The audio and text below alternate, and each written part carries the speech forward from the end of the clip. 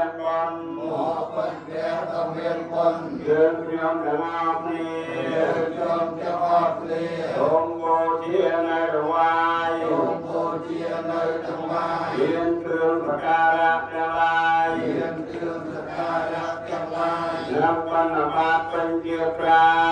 បណ្ឌបាតពេញជាប្រាថ្វាយចំពោះព្រះសម្មាសម្ពុទ្ធថ្វាយចំពោះព្រះសម្មាសម្ពុទ្ធរសាផុតត្រៃលោការ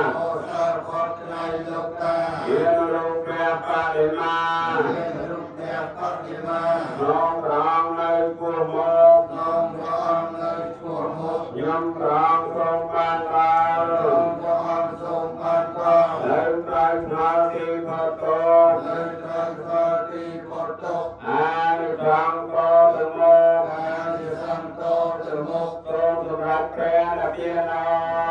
បានសម្រាប់ព្រះអភិនោសូមអនុមោទនាបាត់បានគ្រប់ទៅដងហើយមហាពុទ្ធនេះតោតនេះបាទបាទបាទ